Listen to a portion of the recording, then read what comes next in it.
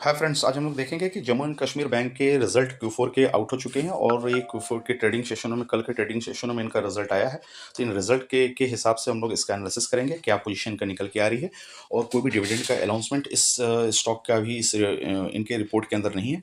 तो अब हम लोग देखेंगे अर्निंग के हिसाब से क्वार्टर टू क्वार्टर। ये हमारा देख सकते हैं डेटा, ये हमारा टर्म करोड़ में आएगा और ये बैंक का कंसोलिडेटेड फाइनेंशियल रिजल्ट है। तो टोटल सबसे पहले बात करेंगे हम लोग इंटरेस्ट अर्निंग के हिसाब से। इंटरेस्ट अर्निंग तो quarter two quarter quarter quarter three quarter four का कंपैरिजन करेंगे एंड क्वार्टर फोर दो 24 और 25 का कंपैरिजन करेंगे। तो इस हिसाब से देख सकते हैं टोटल इंटरेस्ट अर्न के अकॉर्डिंग क्या निकल करके आ रहा है। तो यहाँ जैसा कि देख सकते हैं कि हमारा क्वार्टर थ्री और फोर के हिसाब से इसके अर्निंग में ऑलमोस्ट फ्लैट है। 3,209 करोड़ का है, जो कि अभी क्वार्टर फोर के हिसाब से देखेंगे तो 3,213 करोड़ का है।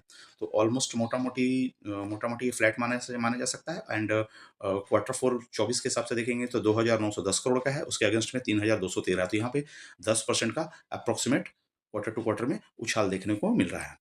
अब नेक्स्ट पॉइंट क्या है? नेक्स्ट इनका है अदर इनकम। अदर इनकम के हिसाब से जो अर्निंग आ रही है वो देख सकते हैं करीब आपका 400 करोड़ के आसपास आ रहा है, जो कि पहले पिछले क्वार्टर में था। क्वार्टर थ्री में तो 242 करोड़ का था। यहाँ ऑलमोस्ट 40 से 50%, 40 से 40% की जम देखने को मिल रही है। अगर इसको कंपेरिजन क्वार्टर फोर के 24 से करें और क्वार्टर फोर 25 के हिसाब से देख से भी करते हैं, तो भी हमारा अदर अर्निंग देखा जाए तो करीब करीब 40% का ग्रोथ यहाँ भी देखने को मिल रहा है। तो 228 करोड़ का आ रहा था, जो उसके अगेंस्ट में 405 करोड़ का है। अगर टोटल अर्निंग अगर देखा जाए अदर को और इंटरेस्ट को जोड़ कर करके, उसके हिसाब से कंपेरिजन करेंगे हम, तो 3,451 करोड़ का क्वार्टर थ्री में आ रहा था, जो कि 3,619 करोड़ का आ रहा है। तो 3,400 करीब आपका 200 करोड़, मतलब 200 करोड़ के हिसाब से फायदा इनको इनको ग्रोथ देखने को मिल रहा है। और अगर क्वार्टर टू क्वार्टर के हिसाब से 2024 के हिसाब से कंपेरिजन करें, 3,139 करोड़ का अर्निंग आ रहा था, उसके अगेंस्ट में 3,619 करोड़ का है। तो यहाँ भी अगर देखा जाए तो कम से कम आपको 20% के उछाल देखने को मिल रही है आपको क्वार्टर टू क्वार्टर में और ईयर टू ईयर में।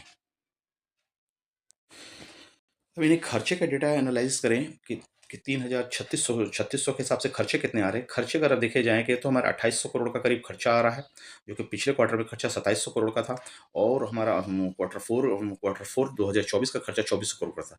तो खर्चे भी उस हिसाब से हमारे देखने को मिल रहे हैं। तो अब खर्चे में देखा जाए कि किस तरह से उछाल देखने को मिल रहा है, तो 27 से 2,800 करोड़ मोटा-मोटी अगर देखा जाए तो 100 मतलब 5% की उछाल देखने को मिल रही है खर्चों में, क्वार्टर टू क्वार्टर में। और ईयर टू ईयर में देखा जाए तो 2,400 करोड़ से आपका 2,800 करोड़ गया। 2,400 करोड़ से 2,800 करोड़ मतलब आपको हो गया 10% से ऊपर की 10% के ऊपर की खर्चों में उछाल देखने को मिल रहा है। तो जिस हिसाब से प्रॉफिट अर्निंग में उछाल है 20% का और 10% से 15% खर्चों में उछाल है, तो प्रॉफिट थोड़ी-सी डाइल्यूट होती हुई दिख सकती है हम लोगों को।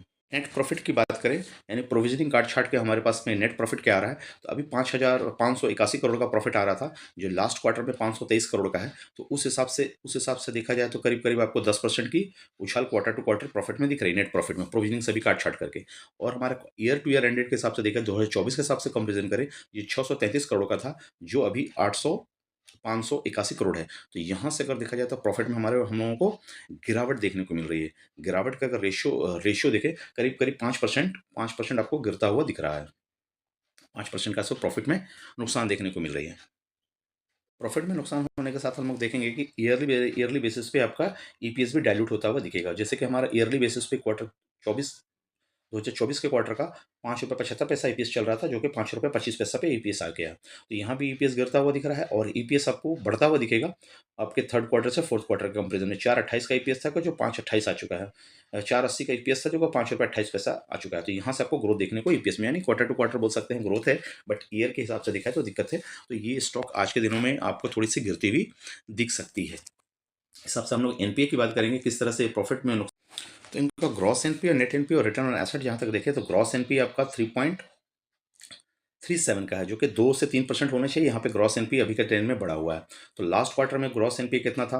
ग्रॉस एनपी 4% के आसपास था, तो ये भी ज़्यादा है। तो और इनके फोर्थ क्वार्टर 2024 में ग्रॉस एनपी 4 से ज़्यादा था, तो 4 के हिसाब से तो ग्रॉस एनपी में तो गिरावट देखने को मिली है। अब इसके नेट एनपी की बात करें, नेट एनपी की बात करें तो नेट एनपी अगर देख सकते हैं कि हमारा 0.79 का था, जो कि 94 का बढ़ गया लास्ट क्वार्टर में, और अभी 0.79 आएगा। तो 0.79 ईयर ऑन ईयर के क्वार्टर टू क्वार्टर देखे 3 और 4 से हिसाब से गिरावट देखने को मिल रही है, और आपका ईयर ऑन ईयर के हिसाब से स्टेबल है। यही ग्रॉस एनपीए नेट एनपीए को अगर बात ईयरली बेसिस पे बात करें, 0.79 का स्टेपल देखने को मिल रहा है। अब सबसे बड़ा इसमें कंसर्न क्या है? सबसे बड़ा कंसर्न ये है कि इसमें ग्रॉस एनपीए का अमाउंट जो कि बड़ा है, जो कि 3% से ऊपर हमको बहुत कम ही बैंकों में देखने को मिलता है, जब इस कंडीशन में मुझे देखने को मिल रहा है 3.37 के हिसाब से ग्रॉस एनपीए दिख रहा है। तो ग्रॉस एनपीए आपको प्रोविजनिंग काटने के बाद नेट एनपीए आती है, तो ग्रॉस एनपीए अमाउंट इसमें बहुत बड़ा कंसिडर करना पड़ रहा है इनको। अब इसमें रिटर्न क्या बना के आ रही है ग्रॉस एनपीए होने के बावजूद भी? आरओए क्या है, रिटर्न ऑन एसेट क्या है? 1.14 का रिटर्न ऑन एसेट निकल के आ रहा है, जो कि पहले 1.34 का था, वहां से इंप्रूवमेंट है। और इसके पहले सेशनों में 1.69 का एसेट था। तो ईयर ऑन ईयर में रिटर्न ऑन एसेट में गिरावट देखने को मिली है, और क्वार्टर टू क्वार्टर में बढ़ोतरी देखने को मिली है। तो उस हिसाब से देख सकते हैं, और ईयर एंडेड के हिसाब से देखेंगे तो 1.22 का रिटर्न ऑन एसेट था, जो कि अभी बढ़ करके 1.32 रिटर्न ऑन एसेट है। तो रिटर्न ऑन एसेट में इंप्रूवमेंट है, बट ग्रॉस एनपीए इनकी ज़्यादा है। उस हिसाब से आज के ट्रेडिंग सेशनों में देखने की बात रहेगी कि आपका मार्केट का स्टॉक कैसा बिहेव करता है। लेकिन चूंकि बैंकिंग स्टॉक्स में थोड़ी सी भी प्रॉब्लम्स आने के बाद मार्केट उसको लेवल कर करके नीचे लेके आता है। तो आज की ट्रेडिंग सेशन में नीचे आने की संभावना है। आप लोगों के पास जो भी स्टॉक्स हो जम्मू कश्मीर बैंक से रिलेटेड, आप उसको कमेंट्स में बता सकते हैं, और आगे की स्ट्रेटेजी की डिटेल एनालिसिस करना चाहते हैं तो डिटेल एनालिसिस के लिए आप इनको कमेंट्स में लिख सकते हैं, जम्मू एंड कश्मीर, तब डिटेल एनालिसिस आपको मिल जाएगी। थैंक यू फ्रेंड्स, मिलते हैं अगले वीडियो में। Bye bye.